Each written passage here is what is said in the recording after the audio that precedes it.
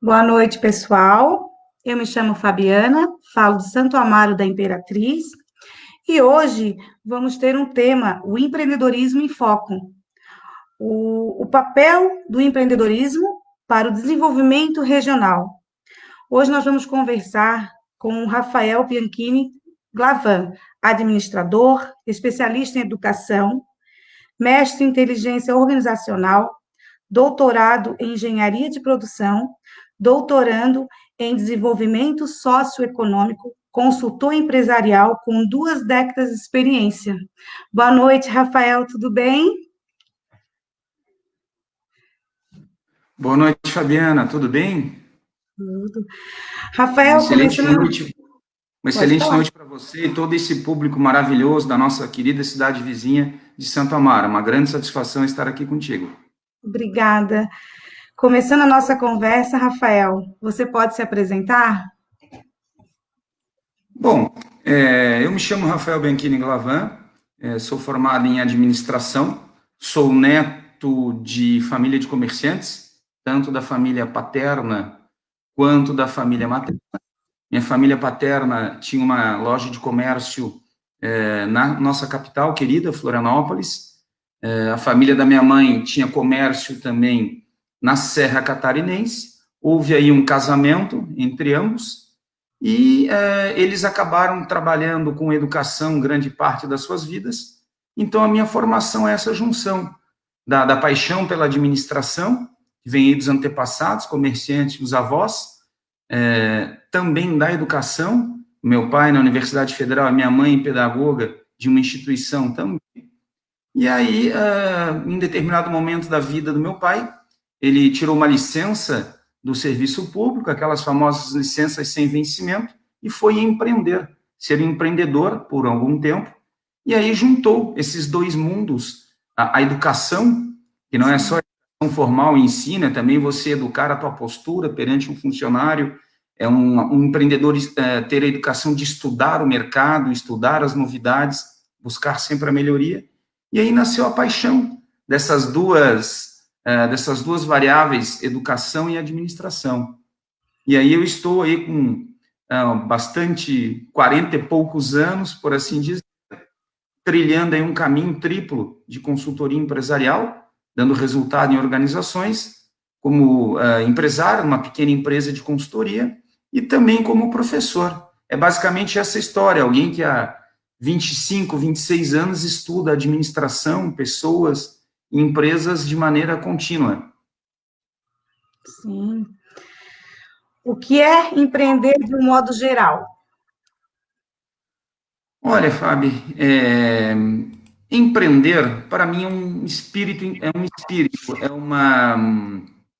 uma vontade, de não se contentar com aquilo que está colocado, não se contentar com aquilo que dizem que é definitivo, é uma busca constante por melhorar produtos, processos, não se resume a apenas ter um CNPJ, porque hoje o Sim, CNPJ você abre em minutos via portal do empreendedor do governo federal. Você pode ser um empresário, ter um CNPJ, ter um cartão de visita e não ter a postura de empreendedor.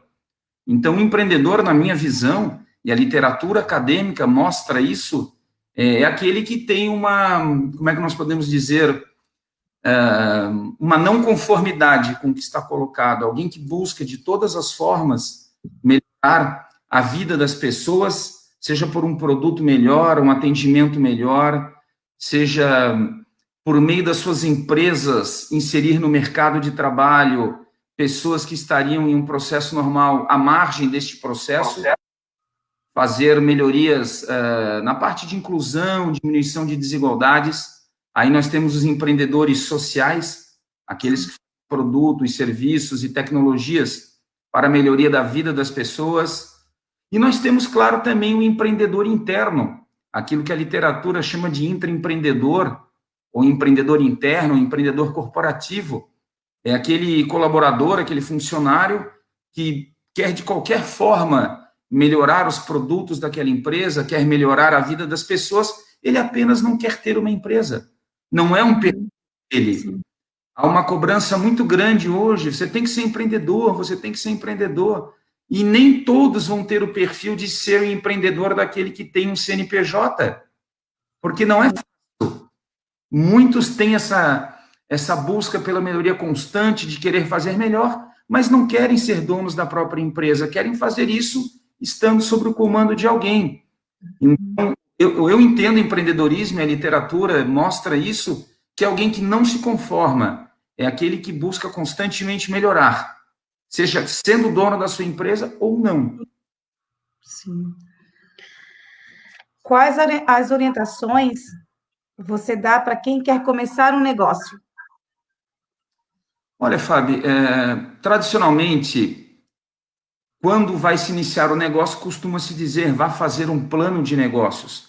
Existem excelentes instituições que fazem consultoria para que os candidatos a empreendedores, nesse sentido, empreendedores que vão abrir o seu CNPJ, e aí dentro do plano de negócio você tem uma série de variáveis, né? Análise de cenário, análise de ambiente, análise de concorrência, qual produto você vai fazer, qual serviço você vai prestar. Só que o meu entendimento é que, quando você vai começar um plano de negócio, você olha hoje para aquilo que aconteceu para trás, aquilo que já foi feito. Poucas empresas de consultoria, poucos profissionais e, além de tudo, pouquíssimos candidatos a empreendedores buscam pensar o que vai acontecer dali para frente. Porque quando você olha no momento presente hoje, aquilo que já aconteceu para trás, é uma boa base, é um excelente aspecto a ser levado em conta, mas não é tudo. E grandes mudanças virão. Deixa eu te dar aqui um pequeno exemplo.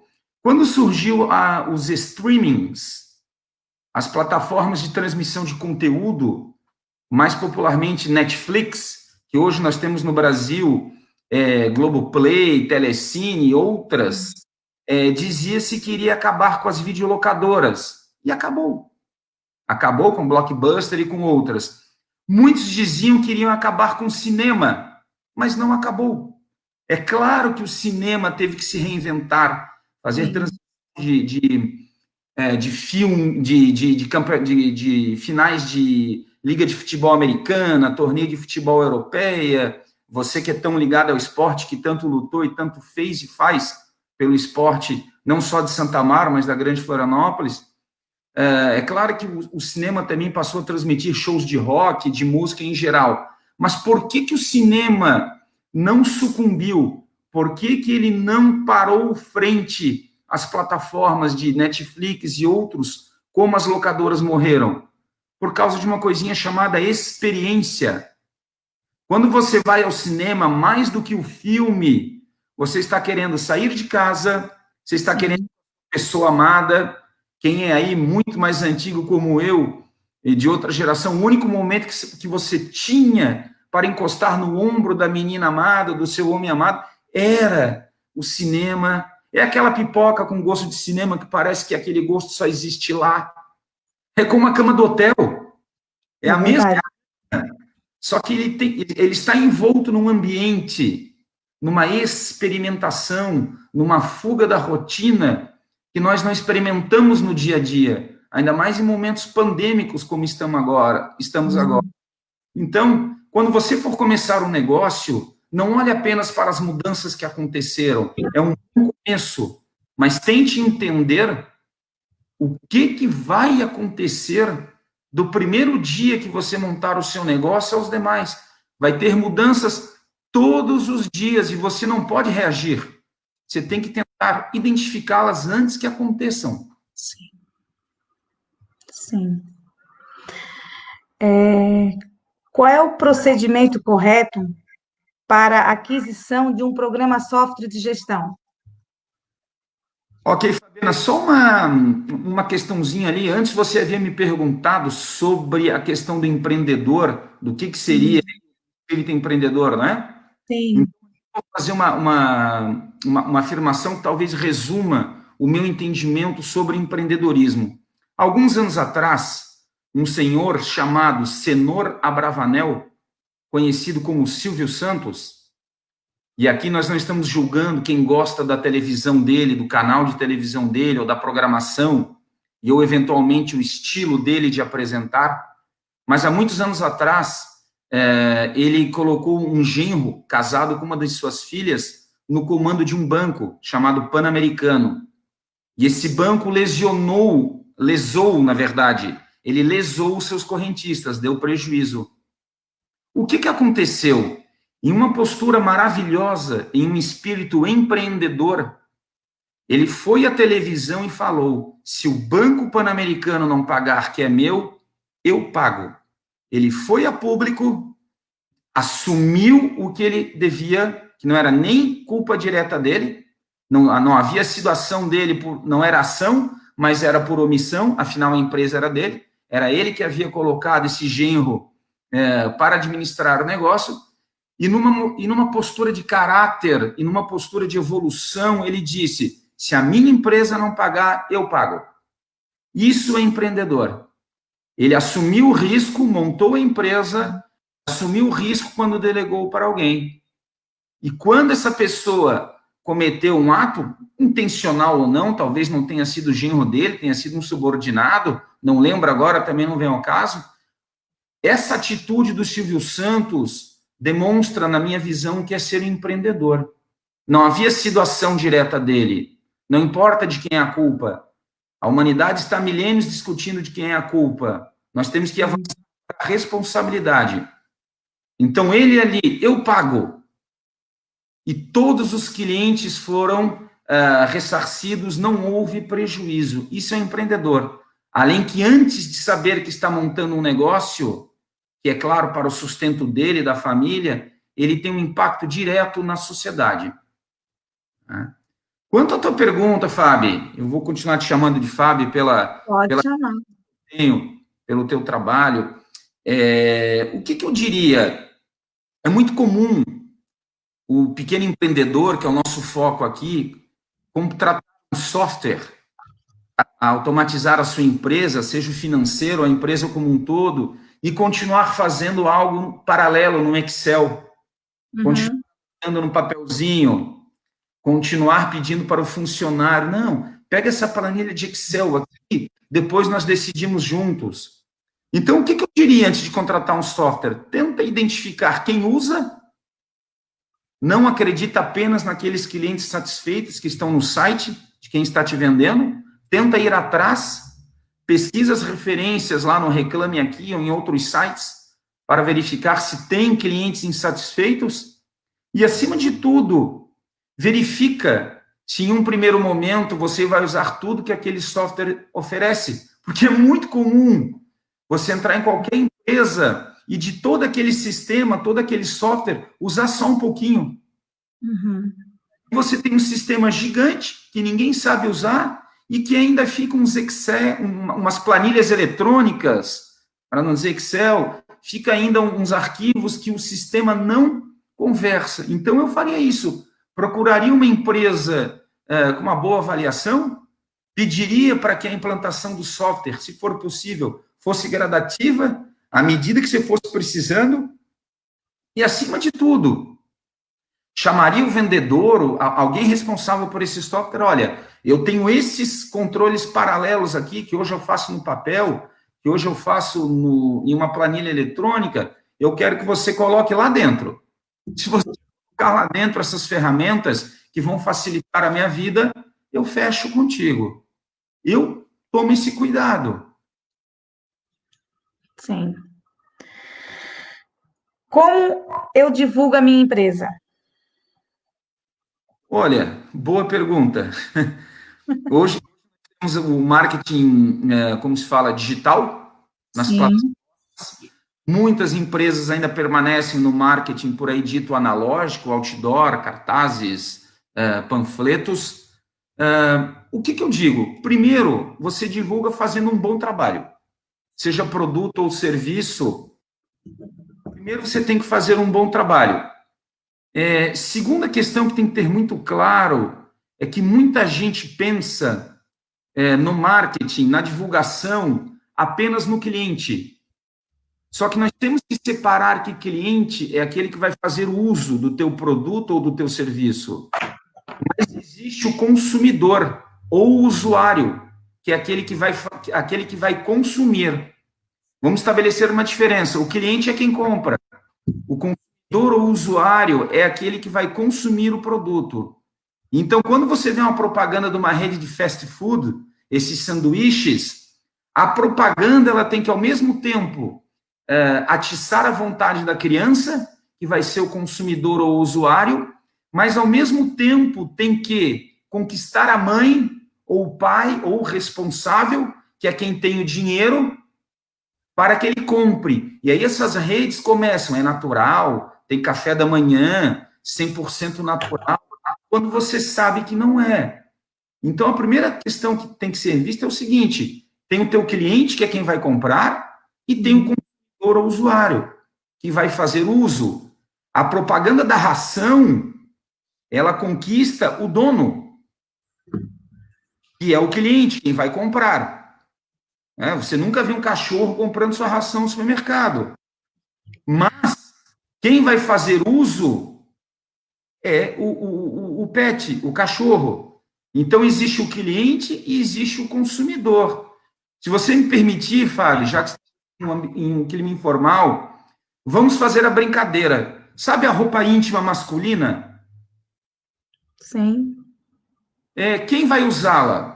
Claro que aí respeitando todos os gêneros, todas as vontades, mas segundo dados da Associação Nacional de Fabricantes de Roupas Íntimas, e temos aqui em Santa Catarina, nesse nosso maravilhoso estado, a cidade de Ilhota, que é a capital nacional da lingerie, da roupa íntima, 90% de quem usa cuecas no Brasil, a roupa íntima, são homens. Sim.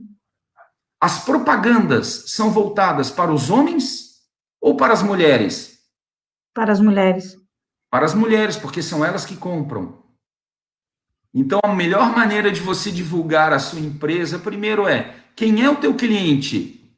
Mas não para por aí, porque não basta apenas conquistar o cliente. Aquela propaganda do sanduíche, do iogurte, de qualquer, ela tem que despertar a vontade em quem será o consumidor ou usuário, só que nem sempre ele é a mesma pessoa que irá comprar, que é o cliente. Porque às vezes esse consumidor ou usuário não tem dinheiro, ou às vezes porque um cliente vai dar de surpresa. Então, a primeira questão que eu diria estude o teu cliente hoje, Uhum. de hoje, mas as mudanças que também vão acontecer. E nem na pergunta anterior, o que seria do rádio se, assim como o cinema, ele não tivesse se reinventado? O rádio estava praticamente entrando em declínio.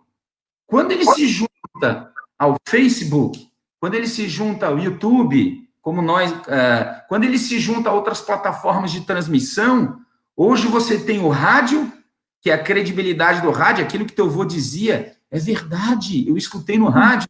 Uhum. Teu avô dizia, é verdade, saiu do rádio. O teu pai e a tua mãe dizia, é verdade, saiu na televisão. E o teu filho, Fábio, diz, é verdade, eu li na internet. É Só que isso a mesmo. questão é que o rádio teria morrido se ele não tivesse se juntado às plataformas digitais. Ele percebeu que o cliente dele, daqui a 20, 30 anos, ou não está mais nesse plano terreno conosco, ou ele não teria mais clientes. Então, ele teve que se adequar a uma mudança geracional. É claro que nós temos muitos, melhor idade, para não falar idosos, nós temos muitos conectados nos smartphones, mas a tendência é que o ato de ouvir o rádio sentado com aquele aparelhinho na sala, efetivamente diminuiu bastante. Então, a melhor forma de divulgar a tua empresa é, primeiro, um bom trabalho. Segundo, quem é o teu cliente, quem é o teu consumidor barra usuário de hoje e o de amanhã. E quais as mudanças que esses clientes e consumidores estão demandando. Mas não adianta saber amanhã. Eu tenho que saber hoje para estar preparado para amanhã, não é? Sim. Só vou falar para o pessoal que, como a gente lida com a tecnologia, pode acontecer de cair alguma coisa, a gente retorna, a gente dá continuidade à live. Só vou ler aqui, só algumas pessoas já estão aqui falando com a gente. A Bernadette Duarte, boa noite, Bernadette. Gentil, boa noite. Boa noite, Gentil, que é também a minha prima Cláudia. Alexandre Neumai, parabéns por mais uma live de sucesso. Fabiana, muito obrigada. Francisco Lauri, muito bom, Fabiana, muito obrigada. Valesca da Cunha, está nos prestigiando. Boa noite, Valesca. O Gentil, empreendedorismo é um desafio diário. É verdade, né, Rafael? Com certeza. Como é que é? É trocar o pneu do carro com ele em movimento.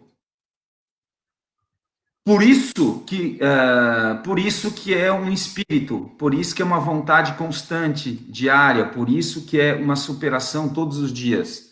Essa é a grande questão. O que você vai fazer todos os dias para continuar ativo, altivo, dando resultado? Sim. Aqui, gente, acrescentando que, conforme foi dito antes, que o empreendedor é um estado de espírito. O empreendedorismo é acordar todos os dias querendo fazer diferente. Então, você pode ter intraempreendedores ou empreendedores corporativos dentro do funcionalismo público. Nós temos que acabar também com esta visão de que todo empresário é santo e que todo funcionário público não é, ou ao contrário. Isso depende muito da onde vem o teu berço, da onde vem a tua visão pregressa. Então, nós temos dentro dos governos ilhas de excelência, com funcionários empreendedores que resolvem problemas, mas temos os que assim também não fazem. E nas organizações privadas, as empresas, há também funcionários dedicadíssimos, mas também há aqueles que têm horas que dá vontade, olha, deixa para lá.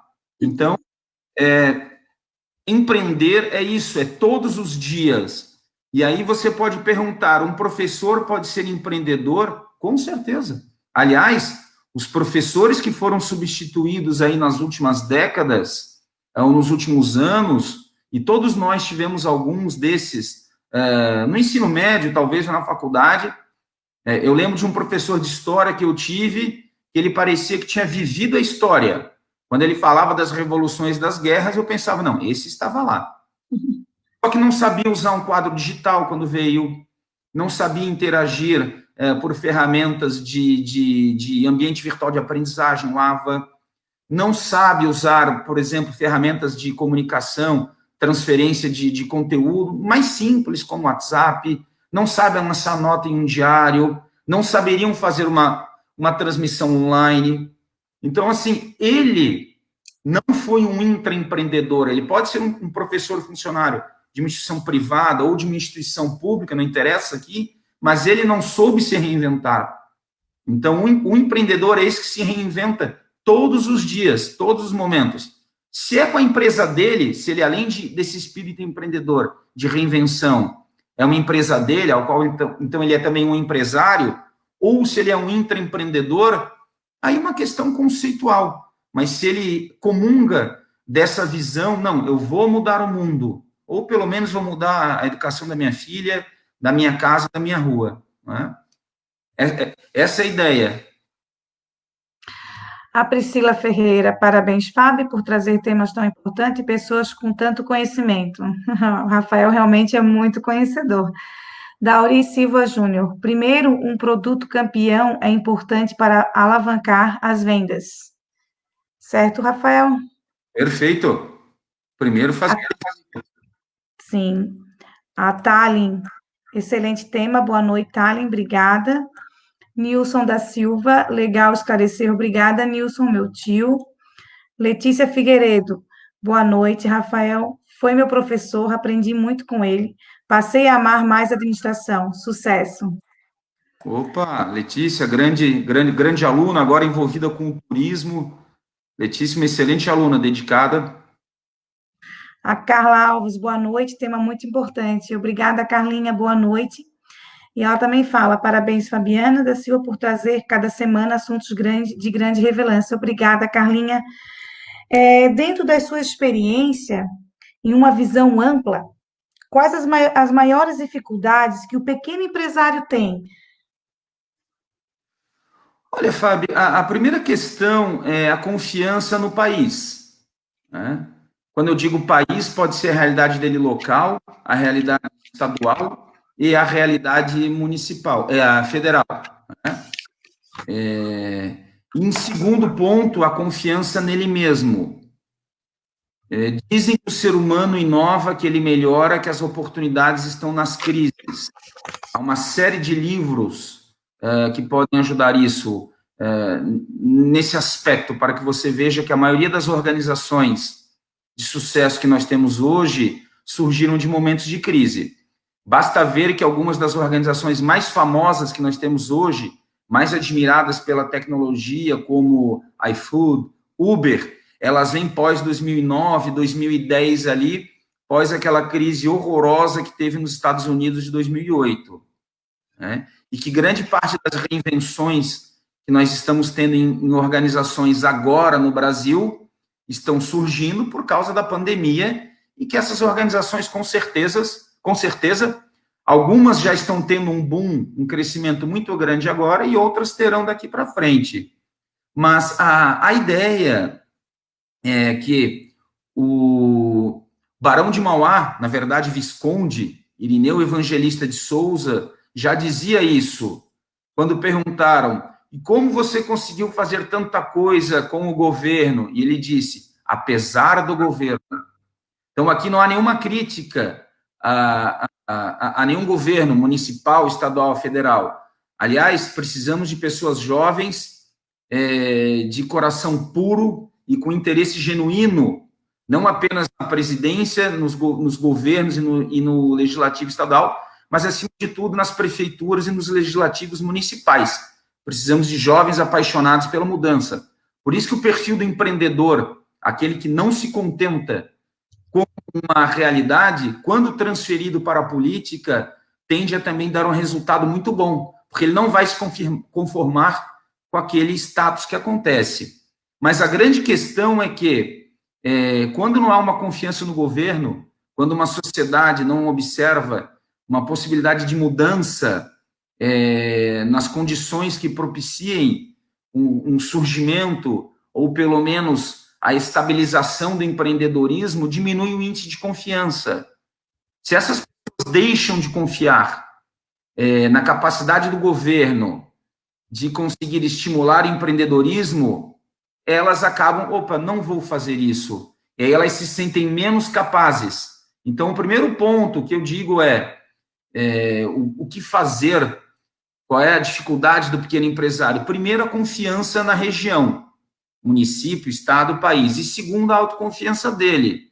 Porque há de convir o seguinte: se a economia daquela região estimula o empreendedor, aumenta a vontade das pessoas e elas se sentem mais confiantes.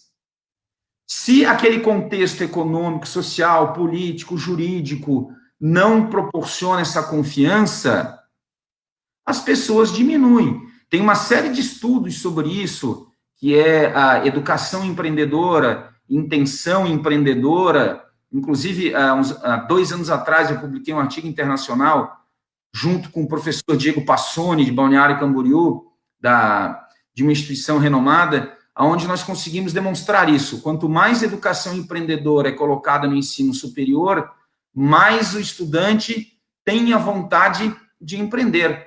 E isso é observado no mundo, em alguns estudos longitudinais.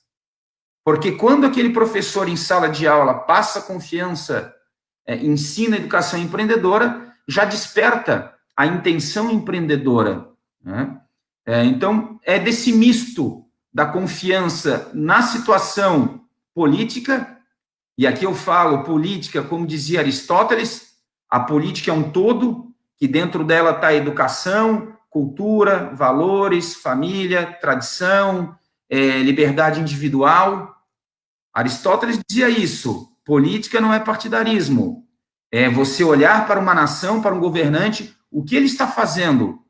Né? Hoje, se você falar em política, o que eu coloco dentro, Fábio? Saneamento básico, cultura, respeito, inclusão, diminuição de desigualdade, saúde, habitação, mobilidade urbana. Tudo isso é política, é um todo. Que dentro entra economia e entra partidária. Então, se eu não vejo na minha cidade um prefeito capacitado para criar um ambiente, um mainstream, uma opinião média ali, de se criar um establishment ali, um local onde a cultura empreendedora possa florescer, eu levo a minha empresa para outra cidade. Isso acontece em estados e entre países. Se o investidor não perceber que o Brasil pode se recuperar dessa pandemia, da economia, ele tira a empresa do Brasil, leva para outro país ou nem traz para o Brasil. Nossa. A Natasha da Silva está nos prestigiando. Boa noite, Natasha. Minha sobrinha, Fidêncio Rutman. Olá, boa noite, sensacional, parabéns. Obrigada, Fidêncio. Lidiane Córdova, minha prima. Boa noite, Lidiane. Dylan Farias. Como conseguir sair das ideias e projetos e partir para a ação, sabendo da pandemia e dos medos e riscos, como ter essa coragem? Boa noite, Dylan, meu filho. Existem uma série de empreendedores, conforme a literatura e conforme a gente observa. Tem aquele empreendedor por herança, que é aquele que herdou a empresa do pai e da mãe. Tem um empreendedor social, que é aquele que vê algo que lhe incomoda e pode modificar essa realidade. Tem um empreendedor que a gente pode chamar de precavido, é aquele que tem uma primeira renda, uma segunda e quer uma terceira. Eu conheço gente que faz marketing multinível para guardar dinheiro para dar um apartamento para o filho quando o filho tiver 18 anos. Fantástico. É um amigo meu, quando o filho fez 1 ano, ele começou um bom emprego dentro de uma empresa, e ele começou a fazer um marketing multinível, porque aos 18 anos ele quer ajudar o filho dele. Tem pessoas que têm uma boa fonte de renda e querem abrir uma segunda. Mas tem aquele empreendedor da ocasião, foi demitido e ele resolve tomar essa decisão em um ato de desespero. Às vezes, a família dele, o sustento dele está correndo risco. Então, como tirar do papel e ter a coragem? Em muitos momentos, a coragem é a única coisa que você tem. Tanto pode vir pelo desespero por aquele momento, desespero que eu digo é não ver um horizonte próximo, um horizonte estável. Existem várias técnicas para você tirar do papel. Aí um assunto um pouco mais maior, mas tem muitas técnicas, inclusive gratuitas na internet, que vão desde um simples Canvas, uma metodologia que é você começar a estudar aí qual é a tua proposta de valor, o que você vai resolver para o seu cliente, como que você vai fazer isso. Há outras técnicas mais de planejamento estratégico, outras técnicas aí de pensamento enxuto ou pensamento ágil, que é tentar fazer com que essa organização, nós costumamos dizer, saia do papel. Mais ninguém trabalha com papel hoje em dia. É tudo modelos, metodologias em aplicativos, eu também as uso, mas existe uma série de técnicas que aceleram esse processo. E hoje você tem uma vantagem. Quem é que perguntou? Foi o Dylan? O Dylan, Dylan, ok, Dylan. Tradicionalmente, você tinha que pegar uma planilha e ficar entrevistando pessoas no meio da rua. Tradicionalmente, você tinha que sair da sua casa e consultar os acervos públicos para saber quantos habitantes, qual a renda. Hoje, essas informações sobre público, sobre demanda, elas estão disponíveis. Muitas no site, muitas em relatórios do governo, indicadores de população também estão lá. E hoje você pode fazer uma pesquisa com 5.000 pessoas por uma plataforma online. Você pode criar um link lá no Pesquisas e enviar para várias pessoas, ou você pode entrevistar pelo WhatsApp. Então, tem algumas ferramentas que, comparado a momentos empreendedores das décadas nem tão longe, 2010, 2000, 1990, tornam essa decisão de tirar uma ideia da concepção para a execução muito mais rápida e mais certeira também. Sim. Respondido, Dylan. A Zeni, boa noite, Zeni, Mary Jútil, parabéns por estarem trabalhando por coisas importantes que poucos pensam. Obrigada, Mary. Rafael, como incentivar a minha equipe de funcionários? Fábio, assim, existem várias abordagens de como incentivar. Nós já passamos aí ao pessoal de administração, Letícia, os demais, aí você, nós tínhamos lá os primeiros estudos de Frederick Taylor que diziam que era o homo economicus, que o homem era apenas, o homem, quando diz aqui o ser social, masculino, feminino, ele era incentivado apenas por recompensas financeiras, ele era incentivado apenas por valores materiais.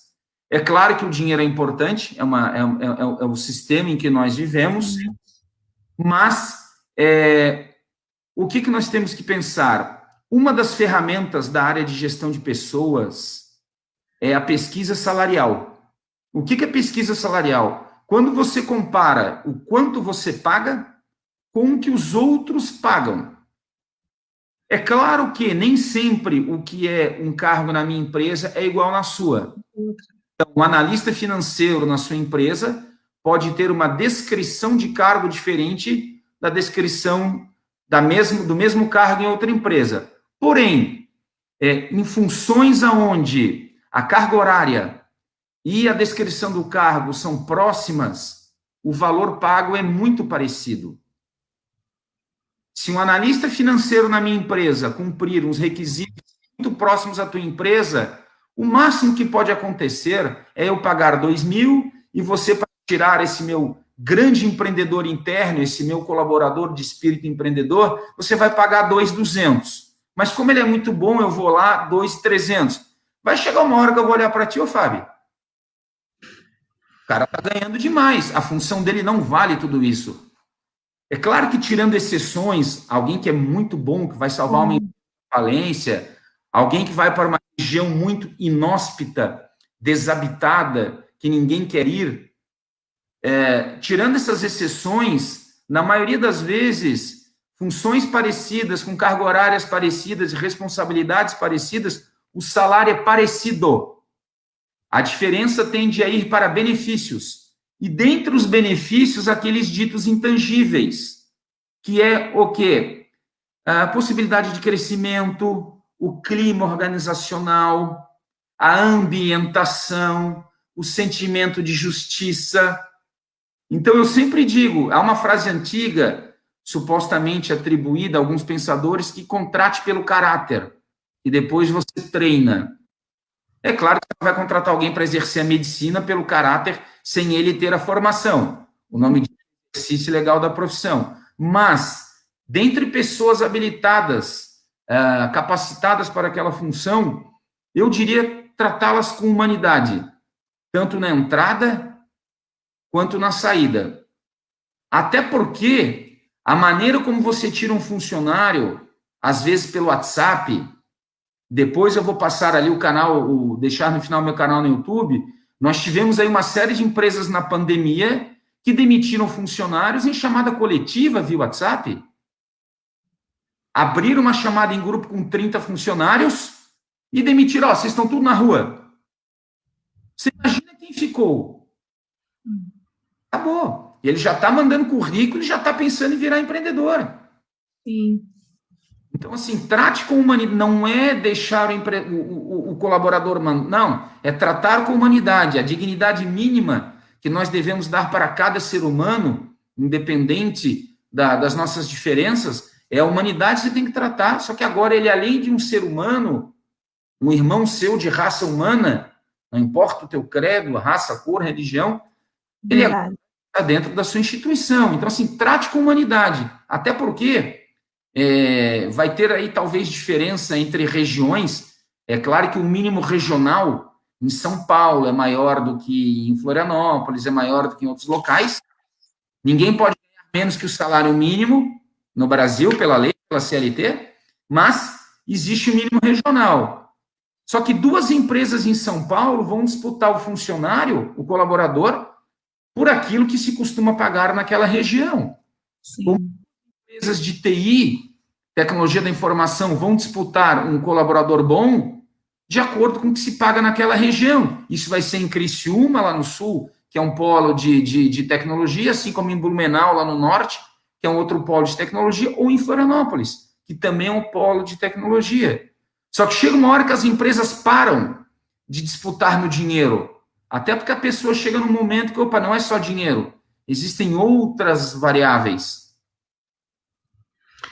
Leodete Rolim, boa noite. Leodete Celoni, boa noite, parabéns, muito proveitoso o assunto, muito obrigada, boa noite, Celoni.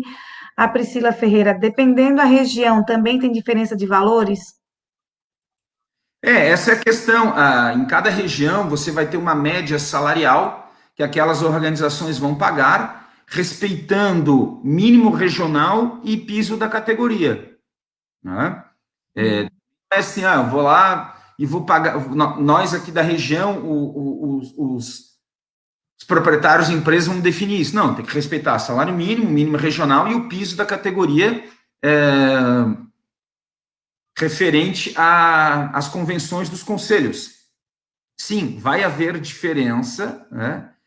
Por exemplo, na função de professor em instituições de ensino privadas, as chamadas. Tem regiões que pagam mais, tem regiões que pagam menos. Eventualmente, dependendo da região, quando ela é mais afastada dos grandes centros, ela tem uma dificuldade de levar professores, mestres, doutores para lecionar nessas instituições. E aí ela acaba pagando um valor a mais, um adicional, não apenas no valor hora da aula, às vezes oferece hotel, oferece o combustível integral e não um quilômetro rodado.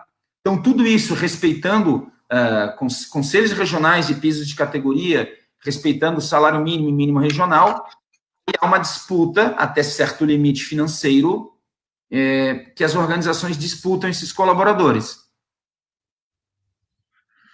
Respondido, Pri. Anderson Martins, boa noite, Anderson. Rafael, nesse momento de pandemia, em que as empresas, em um modo geral, foram afetadas financeiramente, né, como você já havia falado também, quais as dicas que você pode dar para contornar esse momento difícil? Bom, Fábio, a grande ideia é que nós estávamos acostumados a receber os clientes fisicamente nos nossos PDVs, pontos de venda. E, independente da questão sectária, religiosa ou política partidária de qualquer um aqui, havia expectativas de que 2019 2020 haveria um recrudescimento, um crescimento da economia. Novamente, deixando bem claro, empreendedorismo, não de política de forma alguma, nem de discussão política. Tá? Haviam expectativas de que haveria um crescimento 2019 e 2020. Parecia, dava sinais, e os indicadores econômicos, tanto brasileiros, que alguns podem dizer que o governo havia os fabricado ou os manipulado, como também estrangeiros, que estava acontecendo isso. Como o consumo estava acontecendo, estávamos todos nós acostumados com os clientes que já tínhamos, não estava buscando mais novos, inclusive eu, consultoria. As organizações em geral, aí, comércio, estavam acostumadas com os seus clientes porque estávamos vivendo aí um automático. Com tudo isso que aconteceu, muitas pessoas ou sendo desligadas de instituições, como eu também fui, né? Ninguém está imune à crise, eu também tive desligamento de algumas instituições que eu prestava trabalhos, perda de clientes de consultoria, você recupera outro, enfim. Eu vejo muita coisa boa nesse cenário. Empresários aí que em 2 dias estavam tão acostumados a receber o cliente no seu pub, no seu restaurante, que eu perguntava, você não vai montar uma teleentrega? Não, o cliente vem até aqui, não quero me incomodar com entrega. E hoje ele não abre mão, hoje ele afirma, mesmo que volte tudo a como era antes, eu vou continuar com a teleentrega. Tem um projeto chamado Pontinhos de Luz, da minha amiga Aline Fidelis Rubik, empresária da Palhoça, estudou na mesma faculdade onde tivemos aula, Fábio, e em fevereiro, todo mês ela reúne empreendedores também para conversar. É até uma pessoa maravilhosa para você entrevistar aqui. E em fevereiro nós tivemos um debate ali, 15, 16, consultores, professores, gestores, e aí um deles deu um depoimento, olha, eu tenho uma loja do vestuário. O cliente não estava ainda até lá. o que eu comecei a fazer? Demiti meu motoboy e eu passei a fazer a entrega. Nossa. A quantidade de restaurantes no mundo que começaram a fazer as lives com o chefe de cozinha fabricando o alimento, mostrando o segredo da receita online, despertando a vontade e o interesse do cliente para que ele peça online. Ah, mas professora, ele está entregando o segredo dele. Não, ele está fazendo uma das coisas mais antigas da humanidade, que é uma técnica de vendas que eu ensino em cursos, que é a lei da reciprocidade. Ele está abrindo uma transmissão, te ensinando algo. Quantas Sim. outras empresas começaram a colocar como garotos propaganda seus próprios funcionários? Tem uma série de possibilidades que existem. É claro que não é um assunto fácil, não é um assunto que cada um tem conhecimento do seu negócio, mas estávamos todos nós no automático, vendendo para o mesmo perfil de cliente durante o mesmo tempo e simplesmente não buscávamos mais nada. Nós tivemos que olhar para dentro das nossas corporações, para dentro das nossas ações, o que eu vou fazer diferente. Sim. E aí, para tentar fazer um fechamento, tradicionalmente, e essa é uma visão minha, não é do empreendedor, não é do funcionário de alguma empresa, é uma visão do professor Rafael, ser humano. Durante muito tempo, as crises que nós passamos, nós tínhamos bons exemplos do governo e maus exemplos dos empreendedores. O que eu observei nessa pandemia, exceções à parte, governantes que fizeram bem e empreendedores que aumentaram os preços, o exemplo dos empreendedores de solidariedade, não estou falando, o ser humano vai renascer, uma nova era cósmica. Não, estou falando de prática.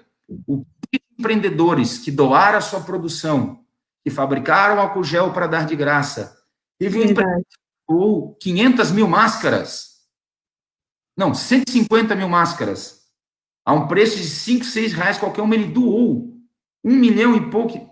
Que coisa linda! Sim. Na pandemia, nós vimos os empreendedores se reinventando, fazendo bem, tanto para o negócio deles, quanto para o público, e nós vimos, infelizmente, governantes municipais, estaduais e federais numa intriga entre eles. Não importa qual é o seu lado de quem está certo. Isso é a minha visão. Eu acredito que esse é o ano do empreendedor, especialmente do empreendedor social, porque nós tivemos que nos reinventarmos em uma crise muito séria. Em todas as outras crises, H1N1, nas próprias crises econômicas, todo mundo falava, nós vamos sair da crise no mês tal ou no ano tal. Mesmo que estivéssemos atravessando um momento difícil, havia uma data para a luz do túnel. O que nós vivemos agora é uma crise mais forte, porém, sabe quando vai ser o pico, quando vai parar, se vai voltar. Então, assim, esse é o ano do empreendedor, seja interno, corporativo ou do externo. Então, assim, há muitas possibilidades de você se reinventar. Olha para fora quem é teu cliente, quem é teu consumidor, pensa aí o que você ainda não fez e coloca isso dentro de um processo de análise, uma ferramenta aí, tem uma série gratuitas, e busca consultoria ou de profissionais pagos ou de melhoria de corporações como o Sebrae, que tem programas de consultoria gratuita, Senai, são instituições maravilhosas, respeitáveis, mas busca a melhoria. Certo. Anderson, acho que deveríamos desburocratizar e criar leis para incentivar o microempreendedor em Santo Amaro. É verdade. Menos burocracia e mais acessibilidade, né, professor Rafael? Várias cidades conseguiram elaborar as suas casas do empreendedor, ou central do empreendedor, onde aquele candidato a empreendedor, candidato a empresário, ele vai e no mesmo local ele tem acesso à consultoria, convênio, às vezes, de instituições de ensino para horas que os estudantes do curso de administração e contábeis precisam cumprir para a formatura. Lá ele tem vigilância sanitária, prefeitura para alvará. Você tem várias cidades que estão fazendo isso. Santo Amaro, pela riqueza da sua história, da sua cultura, desse povo valoroso, onde eu tenho um carinho enorme, e muitos ex-alunos e ex-alunas, inclusive você, Fábio, talvez fosse algo para que o Legislativo Municipal e o Executivo Municipal, em comum acordo, não indo de encontro, mas ao encontro, em que o futuro, o desenvolvimento regional, perpassa pelo empreendedorismo, poderia pensar aí na próxima legislatura. Eu me coloco ao dispor, né, para ajudar. Tenho muitos conhecidos que ajudaram prefeituras a fazer isso. É algo que seria um bom projeto, né? Até porque cabe ao empresariado, ao empreendedor gerar a renda, trabalho, emprego e dinheiro. Cabe ao empreendedor gerar trabalho e renda. Cabe ao governo arrecadar e fazer a distribuição. Cada vez que o empreendedor tenta distribuir, dá problema. E cada vez que o governo tenta arrecadar, também tenta gerar a renda, dá problema. Então, essa sinergia entre o setor público e privado, eu acredito que já passou da época, dicotomia dessa briga entre o público e o privado, entre governos e empresários, essa visão rançosa, tanto de um espectro esquerdo ou de um espectro direito, que ora diz que um é necessário, o outro é desnecessário, os dois são necessários, mas os dois necessários em comum acordo, em um novo momento de entendimento. Porque eu te digo sinceramente, Fábio, eu tenho feito muitos cursos online para entidades de classe, eventualmente até para instituições públicas, aí de maneira gratuita, e praticamente também muitas para entidades privadas gratuitas também. E há uma grande questão aí, se nós não recuperarmos, se nós não nos entendermos aí no horizonte curto, o problema não é nem 2021, talvez seja aí 2022. É preocupante, né? O Fidense Hutman, esse é o assunto do momento, pois ainda há pouco entre amigos no grupo de WhatsApp conversamos a respeito devido à pandemia. Muitos trabalhadores perderam seus empregos e foram admitidos em outras empresas, mas esse trabalhador retornou à ativa com um salário menor e também com redução nos benefícios. Será que isso é do momento ou veio para ficar? Ele quer dizer que será que isso que está acontecendo vai ser só momentâneo devido à pandemia ou é uma coisa que pode dar continuidade, eles podem continuar com essa redução e com essa situação, né? Olha, Fábio, ao longo da nossa história, vem crises e crises. Nós tivemos várias crises aí num passado recente e outro não tão recente, que durante uma crise baixou-se os salários, à medida que a economia aqueceu, as empresas buscando melhorar produtos, processos e serviços, tiveram que aumentar o volume de contratações e aí tiveram que pagar mais caro por aqueles que têm melhor desempenho, né? Inclusive os empreendedores internos ou intraempreendedores, como nós falamos. Então, é natural. No momento de crise, na sua casa, você diminui os gastos. Sim. No momento de crise, uma organização, são mais pessoas com objetivo em comum, que é manter-se viva, também fazem isso. Eu acredito que, após um tempo, quando nós voltarmos aí a uma economia aquecida, com a maioria da população retornando à presencialidade dos seus trabalhos, naturalmente a economia vai voltar a aquecer e vai haver aí um aumento do salário. Claro que isso vai depender da região, vai depender do negócio, da categoria. Um profissional escasso em uma região vai ganhar mais. Um profissional que tem muita mão de obra igual a ele em uma região vai ganhar um pouco menos. Mas a tendência é que, passada a crise financeira, a remuneração média volte a subir. Priscila Ferreira, na ótica, ela trabalha numa ótica. Doemos 500 máscaras, ainda personalizada com um sorriso. Fez o maior sucesso, é como você disse, né? Parabéns, Priscila. Não tem o nome da organização, não sei também se poderíamos aí divulgar, mas parabéns, né? É Mercadão dos Óculos. Mercadão dos Óculos. Então,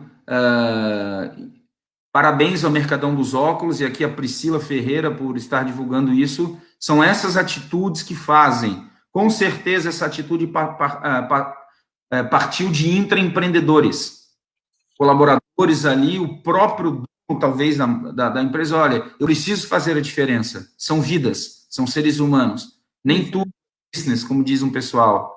Existe aí vidas, existe a necessidade de nós fazermos algo.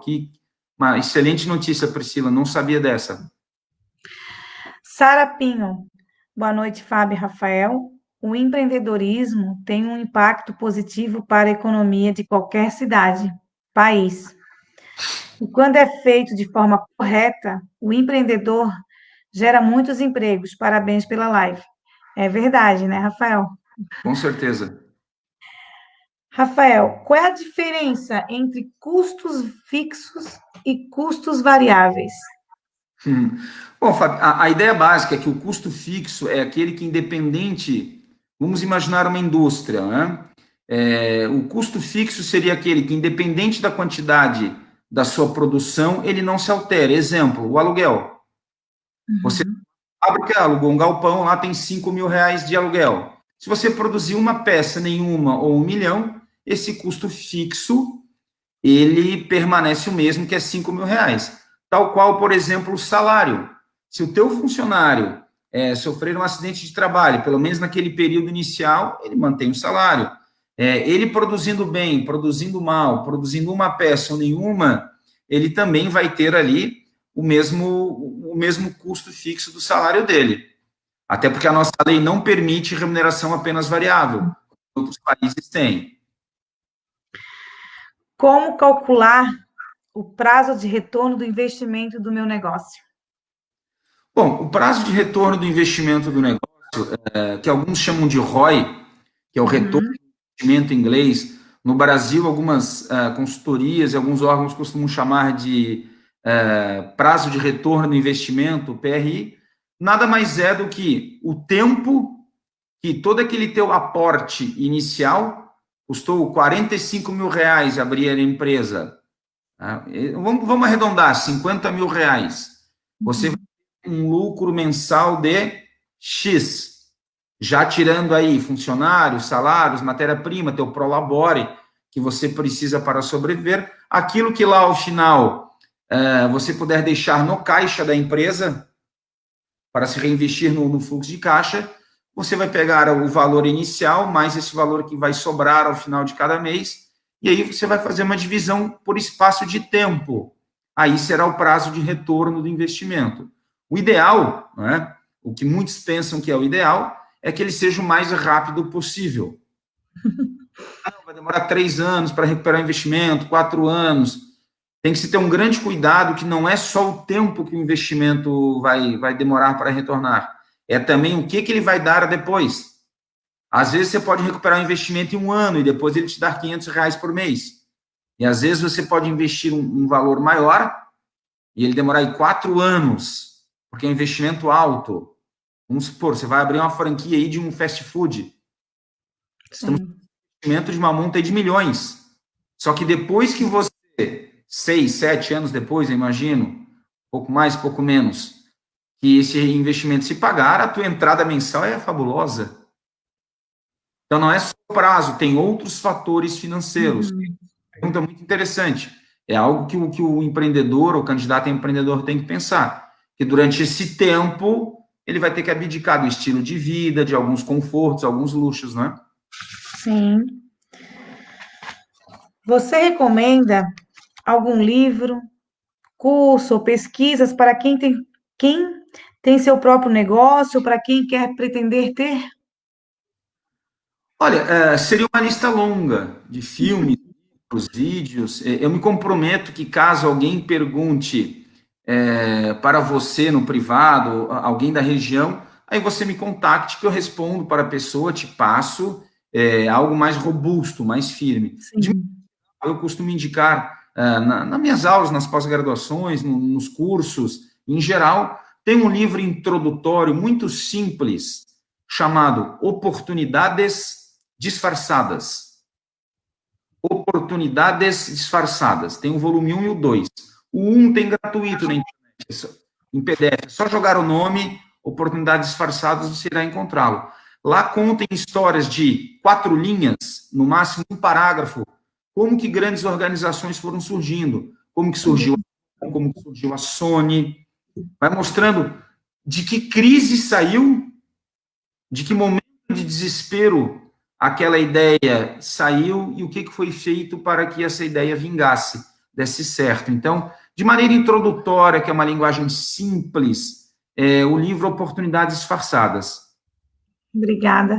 A Verinha, Vera Lúcia. Boa noite a todos. Live de extrema importância. Obrigado, Fábio. Obrigado, professor Rafael, pelas orientações. Boa noite, Verinha. Também muito obrigada por estar nos prestigiando. Quais as dicas você pode deixar para os empresários da região? Bom, reiterando aqui o meu agradecimento a você pelo convite, Fábio, e a essa terra linda, maravilhosa, né? Santa Mara não é abençoada só pela sua natureza. Tem locais do mundo que são abençoados pela natureza, mas não tem um povo também tão maravilhoso como Santa Mara. Então, agradecendo a todo o pessoal de Santa Mara o teu convite. Primeira questão, existem interesses? Existem. Existem interesses distintos? Existe. Existe concorrência? Existe. Mas eu acredito que, levando em conta uma era cristã, 2020 anos depois, passando pelo que nós estamos passando, você colocar o interesse individual seu ou apenas da sua empresa na frente do coletivo, na frente de questões maiores como humanidade, eu não consigo mais entender. Chegou o tempo, o momento. É claro que existem vaidades políticas, ambições, mas já passou o tempo de todos os setores, público-privado, dentro do privado, possíveis concorrentes, dentro do público, interesses conflitantes, estenderem as mãos e pensarem a responsabilidade pelo desenvolvimento socioeconômico da região de Santo Amaro não depende do governador, não depende do presidente, não depende de ninguém, depende de nós. Não adianta olhar para fora e encontrar um culpado. De quem é a culpa da crise do Brasil? Não me interessa. De quem é o culpado pela pandemia? Não me interessa. Não se procura mais culpados. Depois a gente se entende. Mas de quem é a responsabilidade? É nossa. Então, passando por tudo isso que nós estamos passando, se nós não conseguirmos passar para um momento de integração, claro que respeitando esses interesses, mas dentro de um limite saudável, o que eu deixo para os empreendedores, para os empresários de Santa Amaro? Aprimorem as suas ferramentas de relacionamento com o cliente, melhorem as suas pesquisas sobre hábitos de consumo dos seus clientes e consumidores, tentem fazer mais pesquisas, tentem melhorar cada vez mais, porque aquela era do automatismo, que o cliente ia até o ponto de venda, independente de ter dinheiro ou não, aquela era do crédito farto, é bem provável que num curto prazo não tenha mais.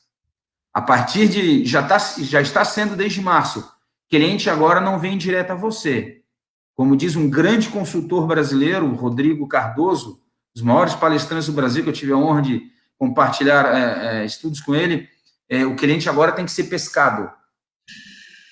O cliente agora é disputado. Só que também, esse cliente, a hora que ele diz, eu estou contigo, ele é fiel. Mas ele tem que ser bem cativado, bem conquistado e bem mantido.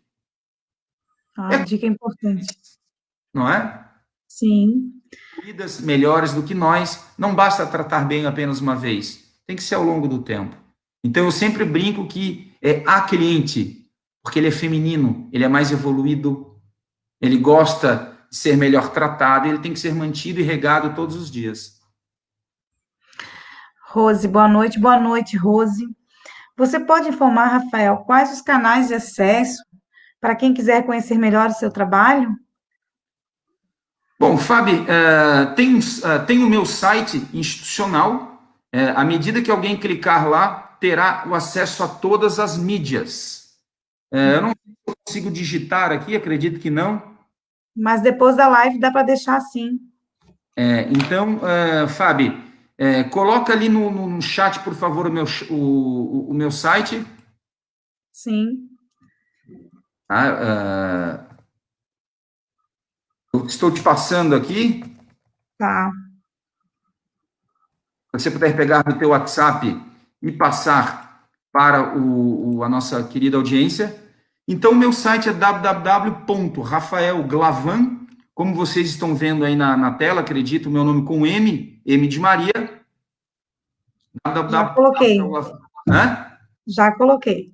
Obrigado, .com.br. Lá vai ter o acesso ao canal do YouTube, inclusive lá tem um quadro, Lavan Responde, que são dúvidas de gestão. Lá tem um acesso a podcast, site, desculpa, no site tem o acesso ao podcast, ao YouTube, Instagram, Facebook. Lá você consegue contato, inclusive lá no próprio site tem meu celular, que é público.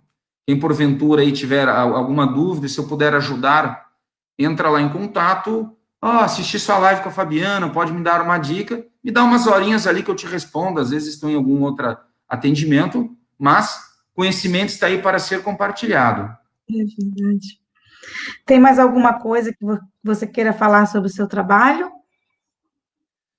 Bom, Fábio, eu sou um apaixonado pela educação e pela administração. Eu respiro administração 24 horas por dia. Então, só que eu não penso a administração só como negócio. Eu vejo como educação. Ou eu vejo a educação também como administração. Eu não consigo separar as duas. Então, eu tento melhorar a minha performance 24 horas por dia. Como eu digo, a minha performance pessoal e profissional. Claro que eu tenho meus momentos de dúvidas, meus momentos. Todos nós procrastinamos, mas eu não sei se por autoproteção eu não me permito desistir. Como você passou suas lambadas na vida, como todos nós aqui temos as lambadas, eu prefiro acreditar que vai dar certo. Eu acredito todos os dias que ainda tem a luz no final do túnel. Porque o dia que eu deixar de acreditar, eu desisti. E tem dado certo tem muitos anos. É isso aí. Então, Rafael, eu agradeço pela conversa, por nos dar dicas e informações aos empresários de como empreender e potencializar os seus negócios. Muito obrigada. Tenho sempre a honra de dizer que você foi meu professor na faculdade de gestão, administração com gestão em RH. Para mim é uma honra muito grande tê-lo aqui com a gente também. Obrigado, eu te agradeço ser lembrado depois de tantos anos. Isso para o professor é aquilo que nós brincamos de salário psicológico. Poxa, eu fui lembrado, quer dizer então que eu não era tão ruim assim. Não, muita boa lembrança, muito positivo. E também Bom, agradeço ao pessoal que esteve com a gente na live. Quem não conseguiu acompanhar ou algo do tipo, também estamos ali. Vamos alimentar as perguntas, as conversas. Ali já está o site também do Rafael. Qualquer dúvida, como ele deixou aqui já registrado, que vai sanar e ajudar no que ele puder, no tempo que ele também conseguir ajudar, com certeza ele não vai deixar vocês na mão. Então, Rafael, muito obrigada. Deus abençoe a todos. Tenham todos uma boa noite. muito Até obrigado, mais. Fabiane, e a toda a sua audiência. Obrigada, valeu.